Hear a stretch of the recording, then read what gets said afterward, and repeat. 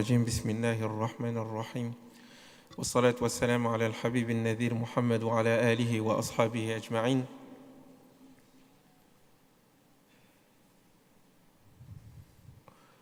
إخوتي الأفاضل، السلام عليكم ورحمة الله.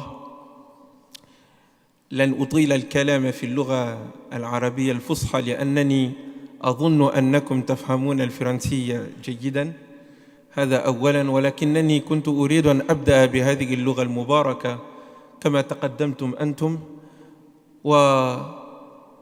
وأشكركم على هذا الاستقبال الشريف، وما أجده من جو مبارك طيب أسأل الله أن يبارك فيه.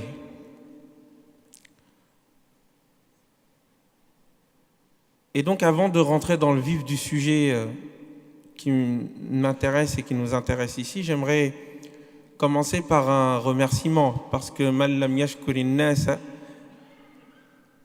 lam yashkurillah. Celui qui ne sait pas remercier les gens ne remercie pas Dieu. Et donc bien sûr le protocole demande à ce que je commence par monsieur le consul, par le président de l'association de cette mosquée, par les différents responsables qui l'aident à gérer ce lieu béni, ainsi que par l'ensemble des personnes qui viendront après moi, bien plus savantes sans doute, et qui nous feront le plaisir de nous donner un peu de la lumière de ce que Dieu leur a offert de connaissances. Je commence par cela en les remerciant de cet accueil, de cette confiance, de ce courage et aussi de cette constance. Parce que j'ai cru entendre 27 congrès annuels, donc 27 ans. Certains n'étaient pas nés ici, d'autres étaient très très jeunes. Et une belle action n'est pas une action qui se fait dans la rapidité et dans l'instant. Une belle action est une action qui commence certes petite, mais qui s'est durée dans le temps. C'est comme ça que l'on bâtit des civilisations, c'est comme ça que l'on construit des générations. Et cela fait donc plaisir que dans une mosquée, nous puissions aborder des sujets d'une importance capitale qui concernent notre avenir et l'avenir du monde. Notre avenir et l'avenir du monde dans une petite mosquée, des grandes mosquées en l'occurrence ici, mais dans une mosquée où certains pourraient dire il va un peu loin, le monde quand même. Mieux vaut peut-être parler de la communauté, peut-être parler du pays d'origine, peut-être parler du quartier, que cela est bien suffisant, mais parler du monde carrément, cela est se donner une ambition, une trop grande ambition. L'erreur est là. Les problèmes particuliers ne peuvent pas se régler sans prendre en compte les problèmes globaux.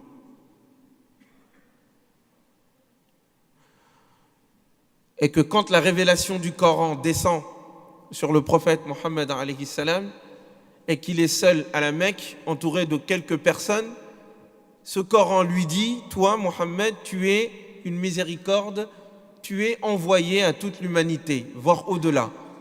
Il est seul dans son quartier à la Mecque, il a du mal à se faire entendre et écouter par les siens à la Mecque, et pourtant la révélation lui donne la vision du monde entier.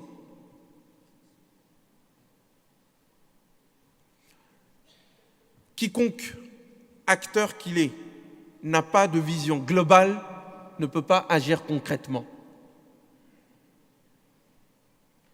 Quiconque vise à influer, à changer les choses dans son quartier, dans sa famille, dans sa communauté, dans sa nation, dans son pays, ne peut le faire s'il n'a pas une idée générale de ce qu'il veut du monde, de l'homme et de la conception qu'il a de la vie.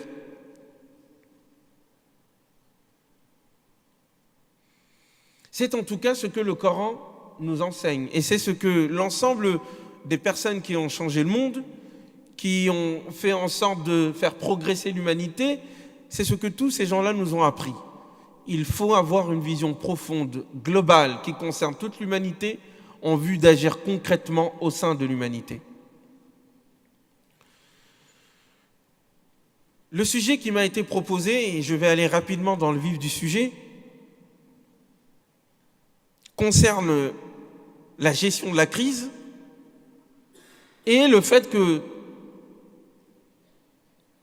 les musulmans, l'intitulé exact était les musulmans de France, sont-ils dotés pour y faire face? Et puis, vu que j'ai vu qu'il y avait beaucoup, nous sommes quand même à Strasbourg, et que les propos que j'ai cru entendre ça et là lorsque j'écoutais les frères et sœurs s'exprimer, il était question aussi d'Europe, et donc des musulmans d'Europe. Et il est bon de le rappeler, surtout dans une ville telle que Strasbourg. Donc, il y a des crises, il y a la question de leur gestion, et il y a qu'est-ce que les musulmans peuvent faire et est-ce qu'ils sont en capacité de faire face à ces crises-là.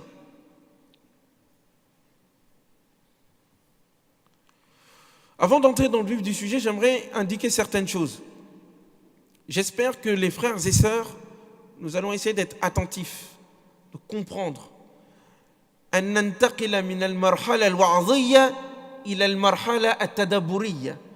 Passer de l'étape de l'exhortation, où on est là pour se faire plaisir, ça fait du bien bien sûr de se rappeler les choses, mais la manière dont on a tendance à parler de l'islam est une tendance d'exhortateur, une personne qui est là pour,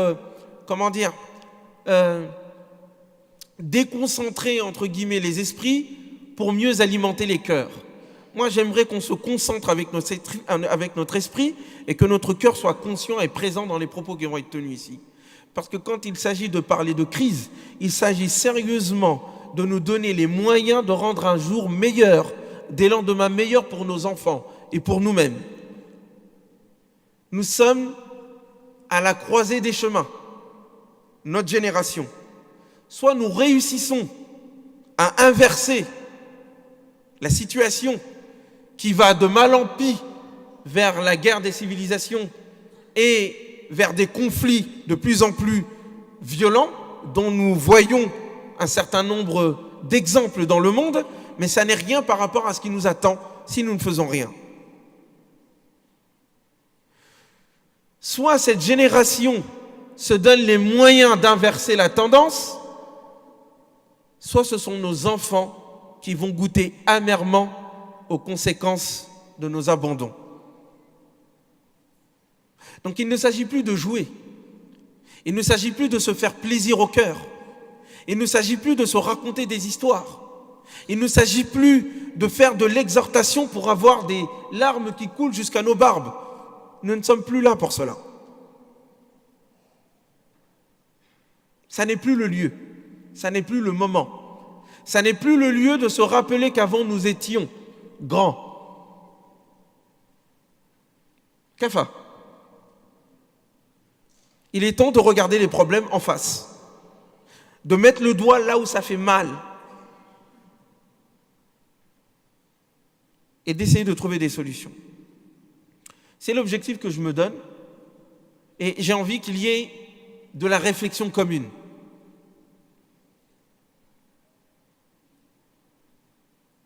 La crise. Alors déjà l'intitulé, je l'ai un peu modifié.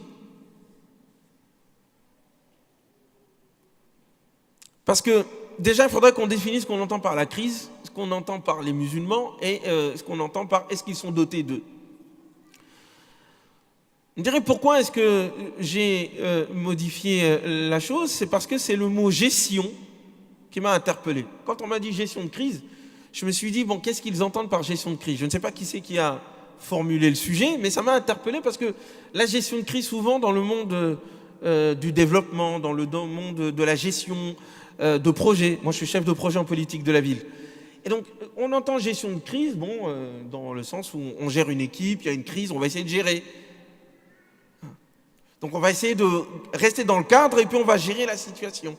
Est-ce que c'est ça qu'on a demandé et qu'on demande aux musulmans? Bon, je mets ça de côté pour l'instant. Gestion de crise. Crise et gestion. Si on comprend le mot crise, ça ne va pas avec le mot gestion. Mais qu'est-ce qu'on entend par la crise? Al-azama. Si je m'intéresse au mot, le mot crise, il a une origine, il a un sens profond, extrêmement profond. La crise, c'est la même racine que le mot critique. C'est la même racine, en grec. Ça vient de créin, qui veut dire ce qui nécessite ou ce qui permet la distinction des choses, la séparation des choses. La séparation du bon grain et de l'ivraie. On dit que c'est un moment critique quand à un moment donné on est à une étape décisive qui fait que c'est soit l'un soit l'autre, soit la mort soit la vie. D'ailleurs, pour ceux qui ont fait de la médecine, il y en a sans doute ici, ou qui ont un peu étudié ces choses-là, quand on dit qu'il est dans un état critique, c'est-à-dire que le patient, il peut basculer vers la mort comme il peut basculer vers la vie. Et s'il bascule vers la vie, il y a une régénération, il y a quelque chose de nouveau qui a lieu. Le corps résiste face à une épreuve, on va y revenir tout à l'heure. Il peut soit dépasser l'épreuve et retrouver la santé en meilleur, soit il ne résiste pas et dans ces cas-là, il meurt. Le mot, on l'utilise aussi en politique. Quand il s'agit à un moment donné d'un régime qui est en train de changer, on passe d'un régime à l'autre. C'est la révolution. C'est la même situation, c'est une étape critique entre deux mondes, entre deux systèmes, ou un système qui est en train de se changer, qui est en train de se transformer. Soit il se transforme en bien, soit il se transforme en mal. Ça, c'est la crise. Et sur le plan intellectuel, quand on dit un esprit critique, c'est un esprit qui arrive à faire la distinction, qui prend les choses, qui les met en tension, qui les, qui les jauge, qui les juge donc, et qui arrive à faire la distinction entre ce qui est bon et ce qui est mauvais. Esprit critique. C'est la même racine. Donc quand il y a une crise, c'est qu'il y a un changement qui a lieu. C'est qu'il y a un ancien modèle qui est en train de mourir et il y en a un autre qui est en train de venir. Et que l'autre qui est en train de venir, on ne sait pas s'il viendra ou pas. On ne sait pas s'il y aura une naissance ou pas. On ne sait pas si le matin va venir ou ce sera la fin du monde. C'est comme un enfant qui est en train de naître. Tous ceux qui ont déjà accompagné leur épouse dans le processus d'enfantement, c'est que la maman et le bébé, au moment où la naissance a lieu, c'est quitte ou double. Elle peut y rester. L'enfant peut mourir. La maman aussi. Ou s'en sortir. Et il y a une nouvelle naissance. Il y a un nouveau modèle. Il y a un nouvel être humain. Il y a une nouvelle aurore. Quand on entend le terme de crise, nous sommes dans une crise de modèle. Et ensuite, nous allons voir de quoi il s'agit. Donc il s'agira de savoir qu'est-ce qui est en crise, qu'est-ce que cette crise nous lance comme défi, et quelle réponse est-ce que nous pouvons donner à ces défis. Coraniquement, ces propos sont présents. Le Coran parle à plusieurs reprises, dans plusieurs de ses passages, de cette réalité-là, que la vie est une épreuve. Qu'il a créé donc la mort et la vie. Dans leur interaction, on peut passer de l'un comme à l'autre, liyabluwakum afin de vous éprouver. C'est un examen, c'est une épreuve, c'est une mise en tension pour les individus comme pour les groupes. À chaque instant, on est éprouvé. À chaque instant, on est face à un obstacle, une difficulté qui nous permet soit de nous dépasser, soit de disparaître. Les civilisations naissent comme ça. Les communautés résistent comme ça. Elles naissent ainsi. Liyabluwakum ayyukum ahsanu amala. Et l'objectif de cette mise en tension, de cette épreuve, c'est pour vous forcer à devenir meilleur, à sortir ce qu'il y a de meilleur, à vous dépasser. Et celui qui n'arrive pas à faire ce djihad, les mots sont importants dans le Coran, cet effort pour dépasser l'obstacle, il stagne, il meurt. فأما الزبد فيذهب جفاء وأما ما ينفع الناس فيمكث في الأرض. Ce qui ne tient pas, ce qui n'est pas fort en soi, quand il y a l'épreuve, on le voit tout de suite. Elle se sépare. Elle devient de la mousse sur le bord de l'eau. et elle part. Mais ce qui est utile, ce qui pèse, c'est ça qui reste. Mais il faut une épreuve pour séparer tout ça. La crise, c'est ça d'abord.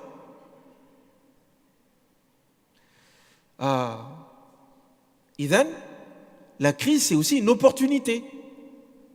C'est pour ça que, quand je préparais les concours de l'ENA, ensuite j'ai décidé de faire autre chose, j'ai compris que le pouvoir n'était pas à l'ENA, il était ailleurs. Donc, je vais aller vers cet ailleurs. Al-Mohim. Mais je me souviens que quand je préparais les concours de l'ENA, et que justement la notion de crise nous avait été donnée dans des différents exercices, ça m'a permis de faire le lien entre le Coran et ces différentes définitions. Même en japonais, le mot crise veut dire ce qui est bon et ce qui est mauvais. Al-Mohim. Mais une autre notion m'est venue, c'est le terme de kairos. Pour ceux qui font des sciences politiques, ils savent ce que c'est. Le kairos, c'est l'opportunité. C'est un mot grec aussi. D'ailleurs, ça ressemble au mot crise. C'est quand il y a une crise, une difficulté, quand le système il est en train de bouger, quand il y a un changement qui a lieu, c'est aussi une opportunité. L'épreuve n'est pas une fatalité. Ce qui nous tombe de crise et de difficulté en ce moment, c'est l'opportunité, la fenêtre de tir qui est donnée aux êtres humains pour créer quelque chose d'autre. Donc il y a un aspect positif dans les crises. La crise est nécessaire pour changer de système. La crise est nécessaire pour changer de civilisation. La crise est nécessaire pour passer à un autre niveau.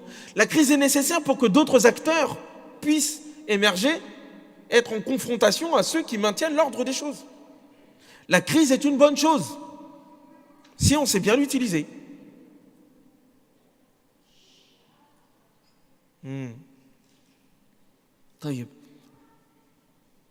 Ça, c'est la crise. Donc, vous comprenez que quand on a cette notion-là, il y a un modèle qui doit être changé et remplacé par un autre modèle, des acteurs qui doivent être évincés par des acteurs plus aptes à diriger, qu'il faut une vision radicale qui va à la source des choses et donc qui transforme de fond en comble l'état des choses. On n'est plus dans la gestion. Il ne s'agit pas de gérer ici. La gestion, on gère l'ordre établi. Un gestionnaire dans un magasin, il ne touche pas au produit, il gère, il surveille, il fait en sorte que tout reste dans l'ordre. Quand on a une crise, il ne faut pas être gestionnaire, il faut être révolutionnaire. C'est pour ça que je reviens sur l'intitulé qui m'avait été proposé en disant il y a un problème dans les termes. On ne peut pas parler de gestion de crise, sauf dans le monde du management. Bon, mais là, on n'est pas dans le management. Là, on est face à des crises civilisationnelles.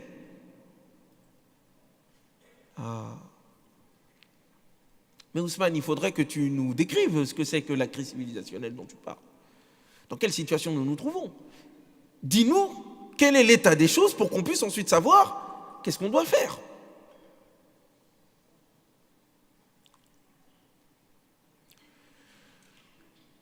Si nous parlons de crise mondiale, et c'était l'autre question que je m'étais posée, quand on parle de crise, est-ce qu'on parle de crise mondiale? Donc la personne qui m'a proposé ce sujet-là, il a en tête ce qui s'est passé en 2008. Donc la crise économique. Il a sans doute en tête aussi ce qui se passe un peu en ce moment, en Europe, en Allemagne, en France, un peu partout. Crise identitaire, crise financière, crise de l'emploi. Il a ça en tête. Mais donc il parle de crise de nos sociétés occidentales? Ou est-ce qu'il parle de la crise des musulmans aussi? Et que les musulmans sont en crise aussi? Est-ce qu'il y a une crise interne aux musulmans? Mais de quels musulmans il s'agit? Est-ce qu'il parle des musulmans en France? Effectivement, il y avait écrit musulmans de France. Bon, mais est-ce qu'il parle des musulmans d'Europe de façon générale? Mais est-ce que la crise des musulmans d'Europe est à séparer de la crise des musulmans tout court dans le monde entier? Et j'avais l'impression que le sujet qui m'avait été proposé voulait que je choisisse entre les deux. Moi, je préfère parler des deux crises. La crise mondiale et la crise interne aux musulmans. Les deux sont à régler ensemble, parce qu'elles nous concernent tous. Parlons de la crise mondiale.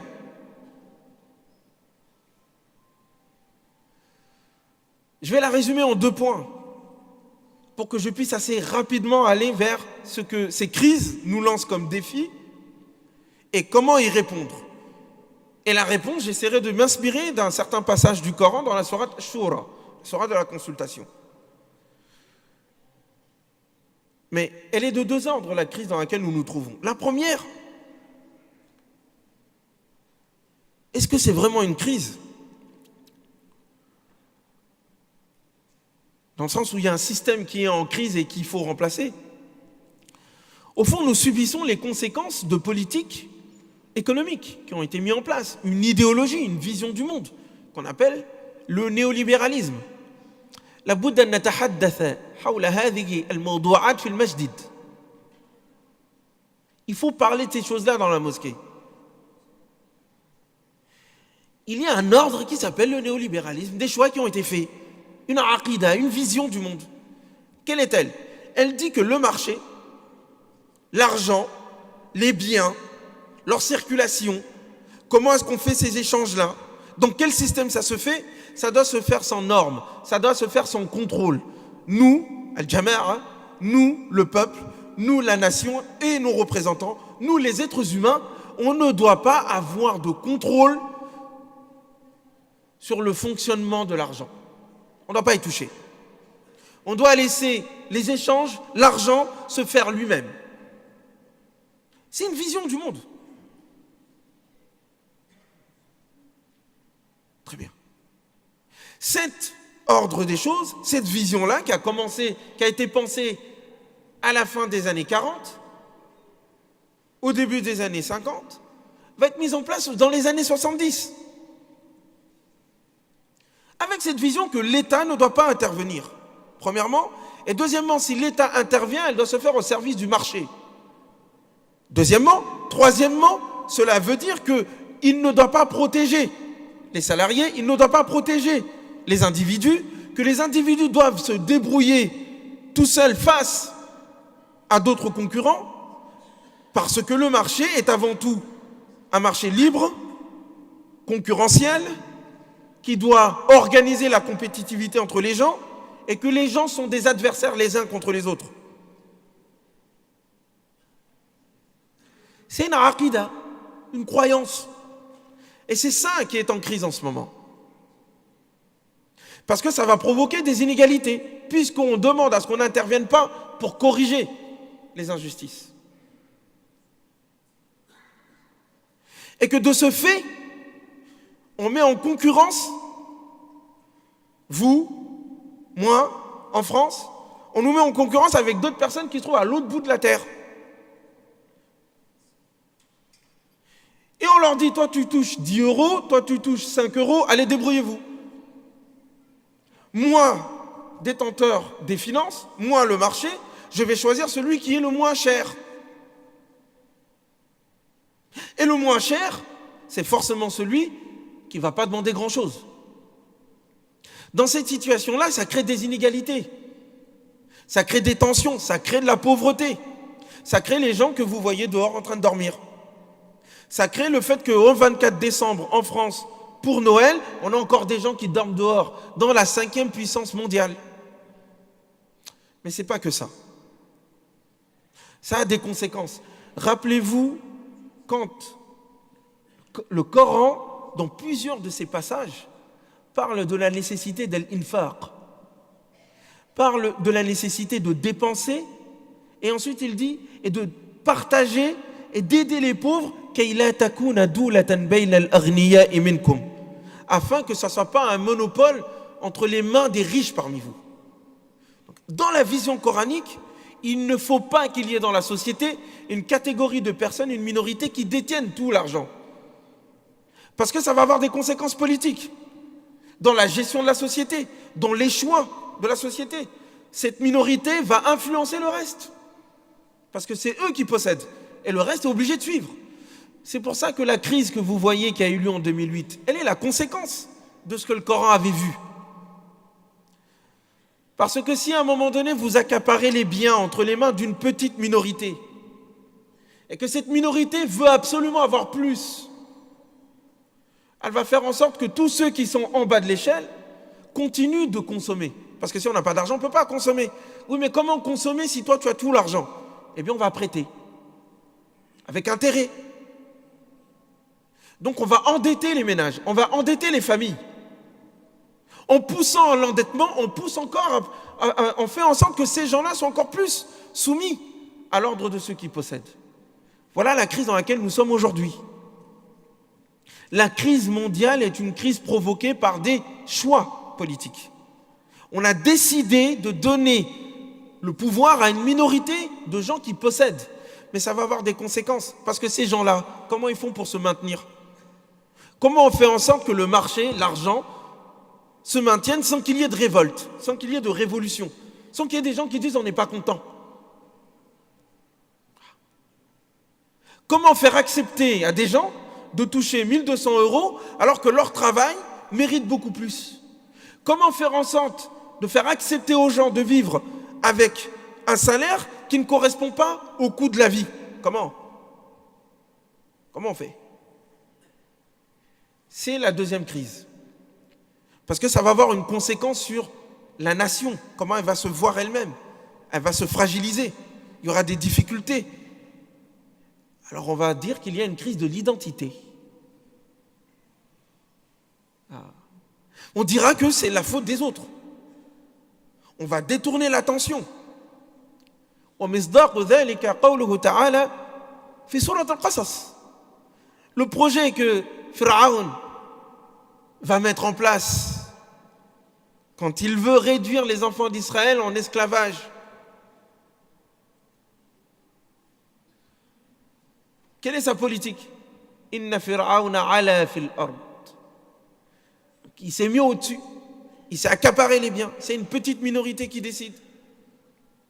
Pour se maintenir, qu'est-ce qu'il fait? Il divise. Wa ja'ala ahlaha shiya'a. Il divise la population en catégories. Les papiers, les sans-papiers, les musulmans, les non-musulmans, les catégories, différentes catégories sociales, ceux qui sont ici, ceux qui sont là-bas. Al-Muhim, une division de la société. Ensuite, yastad'ifu ta'ifatan minhum.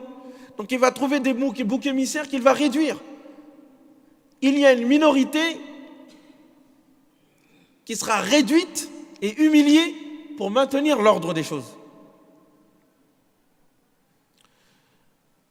Si vous comprenez un peu l'actualité, et il y a des anciens ici qui ont vu comment la France était avant et maintenant, c'est à partir de quel moment est-ce que nous avons commencé à parler des affaires de voile, des affaires d'identité, des affaires de laïcité, des affaires de l'islam est un danger?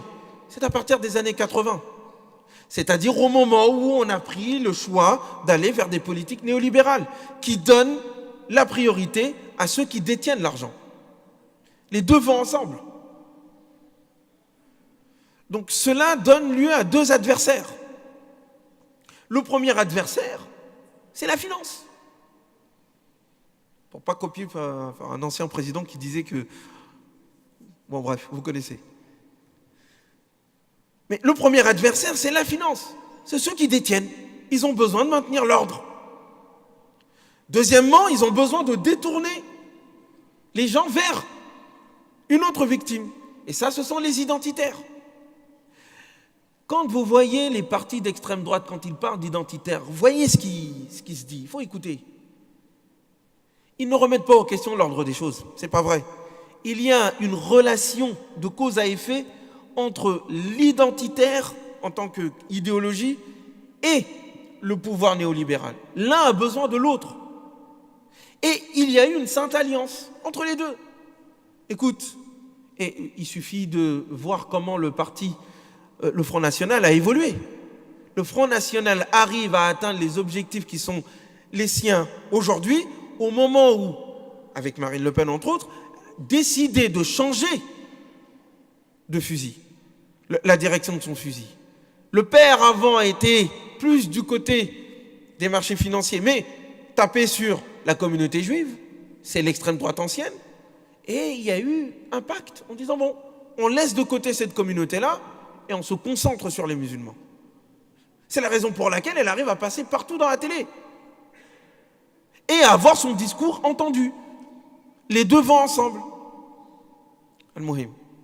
Ça, ce sont donc deux adversaires qui nous lancent deux défis. Le premier défi, C'est la question du partage des biens et surtout de penser à un nouveau système économique, un nouveau système de partage des richesses, un nouveau système de production des richesses, un nouveau système de redistribution. C'est le défi qui s'impose à nous, si nous voulons nous en sortir. Deuxième défi, le défi de l'identité de qui nous sommes. Comment créer un nouveau collectif? Comment permettre à ce que la civilisation française, la civilisation européenne, la civilisation occidentale ne tombe pas dans le piège du clash des civilisations identitaires et aille vers la fécondation entre les cultures. Comment penser cette fécondation? Comment penser les lieux, les cadres intellectuels, anthropologiques, philosophiques qui permettent à ce que, malgré les différences, même avec les différences, nous arrivons à créer un monde meilleur? C'est les deux défis qui s'imposent à nous. Mais ces deux problèmes-là,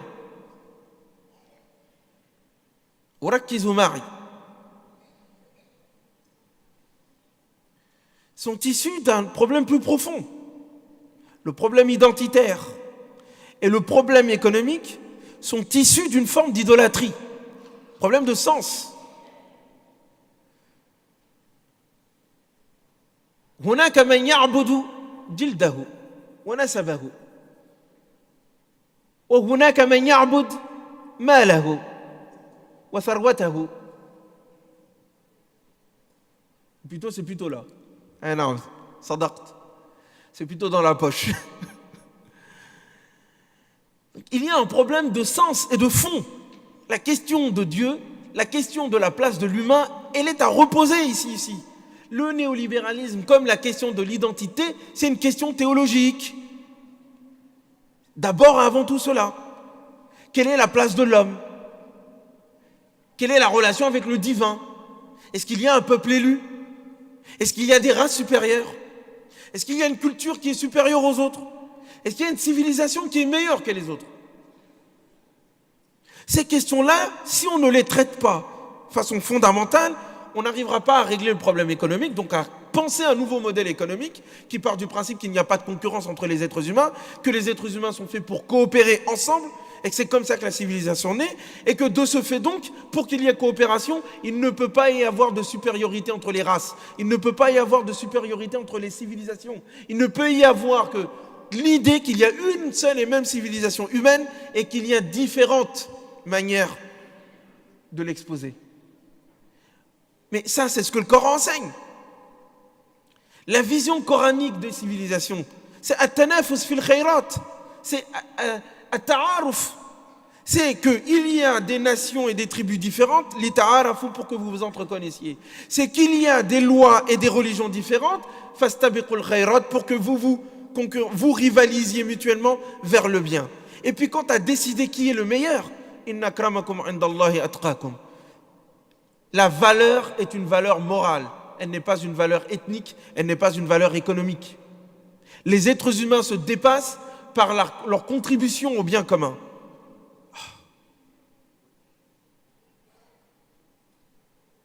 Mais ça, de ce fait, nous avons une autre conception de l'argent alors. L'argent ne doit pas être un moyen qui dit que plus une personne a, plus cette personne est meilleure. Non. Tu peux avoir 1 milliard d'euros dans ton compte en banque, c'est pas ça qui fait de toi quelqu'un de bien. C'est autre chose. Et que cet argent, d'ailleurs, elle n'est pas un objectif en soi. Tu dois le dépenser. Tu ne dois pas le garder. C'est pour ça que l'islam met en place tout un système de dépenses obligatoires, de zakat, entre autres, et d'autres moyens qui permettent à ce que l'argent circule. Pour ne pas créer un monopole, une oligarchie. Mais revenons maintenant, si ça, ce sont ces deux, crises, et l'un se sert de l'autre pour se maintenir, dans lesquels nous sommes sur le plan mondial, et qui a des conséquences sur le plan géopolitique. Parce que pour se maintenir, il faut des conquêtes. Pour faire des conquêtes, il faut désigner un ennemi. Pour désigner un ennemi, il faut salir cet ennemi. Et il y a des rapports. Seulement, le problème, c'est que les musulmans ne lisent pas. Il y a des rapports, il faut les lire, vous trouvez sur Internet, des rapports de stratèges militaires qui indiquent quelles sont les futures politiques à mener dans les 50 années à venir. notamment de la part du Pentagone ou d'autres, qui expliquent clairement qu'il y a un certain monde musulman qu'il faut diviser. Maktoub. Il faut diviser. Pourquoi? Parce que par rapport à ce qui se passe avec la Chine et la Russie, qui sont les futurs grands ennemis, il faut que nous ayons accès aux ressources géostratégiques du monde. Et ces ressources géostratégiques du monde se trouvent dans le monde musulman.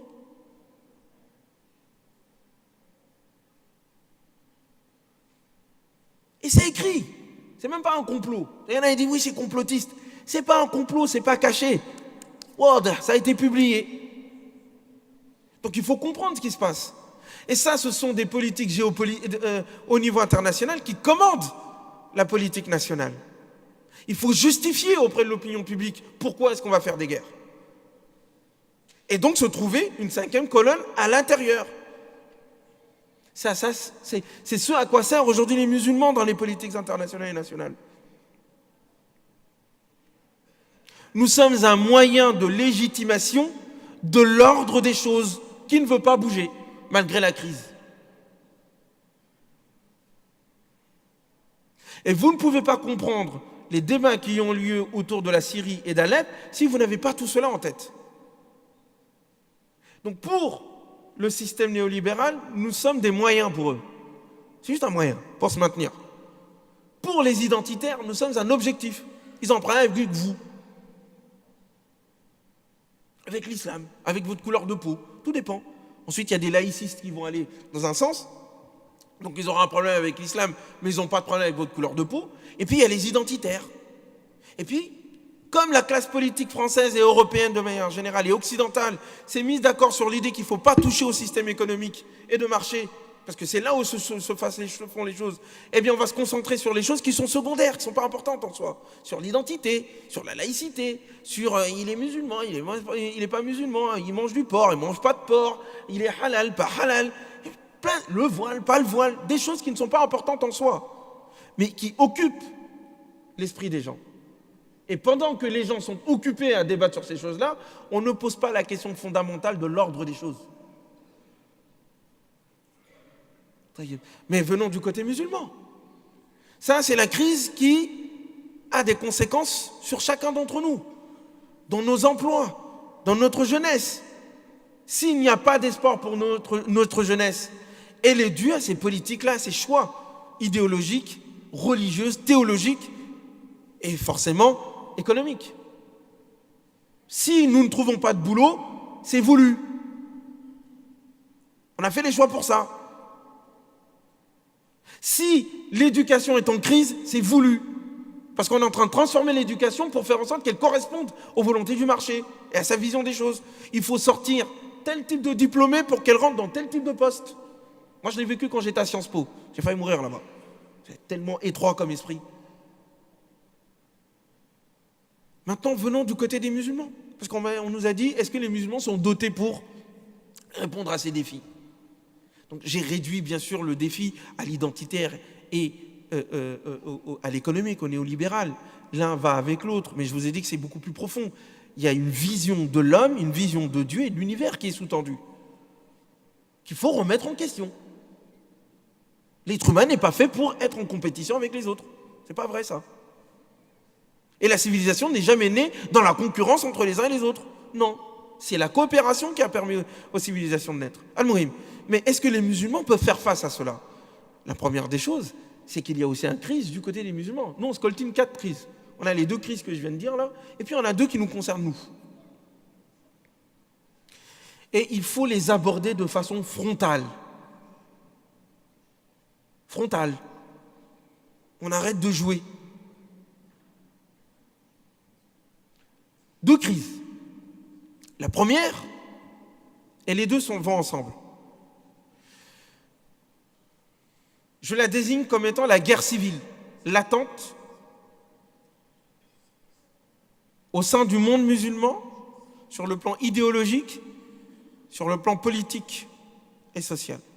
La première, qui est la plus ancienne, et que nous n'avons pas réglée jusqu'à présent.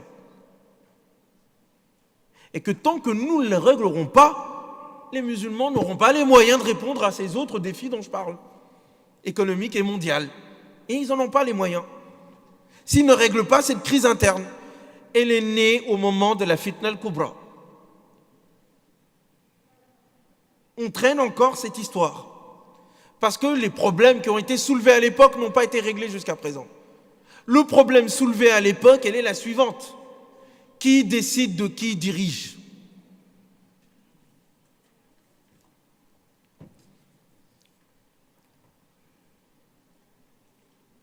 Est-ce que c'est une théocratie? C'est Dieu, bin Nas, qui dit qu'un tel est le successeur du prophète? Ou c'est la communauté qui décide? Premier point. Et on ne l'a pas réglé. Ça donne lieu au conflit que nous avons entre chiites et sunnites. Et qui est renouvelé d'une manière ou d'une autre. Alors, on pourrait dire, non, on est tous des frères, masha'Allah, comme certains le disent, dans les beaux discours, c'est vrai, mais les faits politiques et les faits idéologiques, tant qu'on ne les a pas réglés, ce ne sont que des vœux pieux, des discours. Il faut aller au fond de l'affaire, au fond du problème. Donc, je ne vais pas rentrer dans les détails parce qu'il me reste pas beaucoup de temps sur comment est-ce que tout ça a évolué ensuite. Parce qu'au fond, les chiites, au début, en tout cas ceux qui étaient du côté de Ali, défendaient l'idée que c'est la communauté qui décide. C'était ça au début. Ali n'a jamais combattu pour lui. Combattu sur le principe que c'est la communauté qui décide. Et enfin, s'il y avait ceux, Muawiyah entre autres et d'autres, qui étaient plus dans l'idée de il y a une spécificité qurayshite, amawi qu'il faut défendre. Mais l'évolution fera que, et en arrière-plan, les idéologies qui existent avant l'islam, perse, byzantine, néoplatonicienne, qui ont une certaine vision où Dieu, il peut s'incarner en nous. Et le nous ici, c'est une seule personne, c'est un roi ou un empereur. C'est cette vision qui est derrière. Et c'est elle qui va revenir et réinterpréter l'islam. Ça va donner naissance du côté des chiites à une forme de clergé, une église, une théocratie. Il suffit de voir ce qui se passe en Iran. Mais du côté sunnite, ça va donner une autre évolution. L'évolution de l'ordre établi. C'est la force qui décide. On a accepté le fait qu'une personne qui est plus forte que tout le monde et qui fait un coup d'État, eh bien c'est lui le calife. Ces théories-là, que l'on retrouve dans les différents livres, sont à contresens de l'islam. L'islam est venu donner le pouvoir à la communauté. Et tout le conflit qui va avoir lieu entre chiites et sunnites et autres, ça va être un processus de tutélérisation. On va infantiliser la communauté. Ça, c'est pas elle qui décide. Soit ça fait partie d'une famille et c'est la famille du prophète, soit ça fait partie de l'homme, de celui qui a la force militaire de s'imposer, et c'est lui qui devient le calife à la place du calife. Regardez le monde musulman, c'est entre ces deux choses que les choses se passent aujourd'hui. Entre ceux qui ont une certaine vision de monarchie familiale, dictatoriale, et puis des dictatures militaires. Donc on n'a pas changé. La deuxième guerre civile, et je m'arrête ici pour que je puisse continuer ensuite dans les questions-réponses, la deuxième guerre civile, je pourrais l'appeler al-fitnatu as-sughra, c'est le conflit qu'il y a toujours autour de la politique, entre les laïcs et les islamistes. Entre ceux qui sont les partisans de l'ancien modèle d'avant, qu'on confond avec l'islam, et ceux qui sont partisans du modèle de la modernité venue par la colonisation, qui sont les laïcistes. Les deux sont des caricatures. Et tant qu'on n'aura pas problème ces deux conflits, tant qu'on ne les aura pas réglés, rétablir des valeurs qui sont au-delà des partis en conflit, nous n'y arriverons pas. On n'y arrivera pas. On n'y arrivera pas. Idéologiquement, on n'y arrivera pas. Parce que les deux camps qui s'affrontent sur le plan théologique sont erronés et sont des idéologies de combat contre l'autre, chiites, sunnites. On n'y arrivera pas sur le plan idéologique parce que les deux camps islamistes et laïcs, partisans de l'imitation du moderne ou partisans de l'imitation du modèle ancien, ne sont pas fondamentaux dans leur réflexion. Et donc ce sont des idéologies de combat. Ce ne sont pas des vrais laïcs, ce ne sont pas des vrais islamistes. Donc on est dans des caricatures. Et ça bloque toute la pensée musulmane. Ça bloque toutes les capacités de création. Parce que dans une telle vision, l'éducation est transformée en idéologie. Tu dois apprendre par cœur pour te soumettre. Il n'y a pas de réflexion propre. On ne questionne pas. On ne dit pas pourquoi. Il n'y a pas de tadabbur. Et donc du coup, le Coran, il est mis de côté. La véritable source, ce sont ces idéologies qui se combattent. Et on interprète le Coran à l'aune de ces idéologies-là. D'où notre incapacité de créer un nouveau modèle. Voilà la situation dans laquelle nous nous trouvons. Voilà ce qu'est la crise. Et voilà les défis que cela nous lance. Un défi économique, un défi d'identité, de redéfinition du nous. Donc il faut avoir une nouvelle vision de l'homme, une nouvelle vision des relations entre les civilisations et une nouvelle vision du rôle de l'argent au sein de la société, d'une part, et d'autre part, de régler le problème du conflit autour du pouvoir au sein de la communauté musulmane, de déclassement des idéologies qui se sont mises en place, sunnites, chiites et autres, et d'autonomisation de la communauté en tant que communauté et détentrice du seul pouvoir, après Dieu et son prophète, du seul pouvoir d'agir. Et donc organiser individuellement les individus et organiser collectivement la communauté pour qu'elle joue son rôle de calife du prophète. Le calife du prophète, c'était pas Ali ni Abu Bakr. C'était ceux qui ont désigné Abu Bakr et Ali. Nous, la communauté. Et tout le travail pendant 1400 ans, c'est de nous avoir fait oublier cette réalité-là. Quelles sont les pistes? Comment arriver à quelque chose qui permette à l'ensemble de l'humanité de s'en sortir? C'est ce que nous allons aborder, Inch'Allah Rabbil Alamin, dans les questions-réponses, à partir de ce passage de Surat Shura, qui, je pense, nous donne un certain nombre d'éléments et de pistes de réflexion pour que les musulmans de France soient à la hauteur des enjeux. Non pas pour les musulmans seulement, mais pour toute la nation française. Non pas en tant que communautariste, mais en tant qu'humain qui vise l'universel et qui répond aux problèmes des êtres humains. Sans cela, nous ne sommes pas musulmans. وأقول قولي هذا وأستغفر الله لي ولكم فاستغفروه إنه هو الغفور الرحيم سبحان ربك رب العزة عما يصفون وسلام على المرسلين والحمد لله رب العالمين وبارك الله فيكم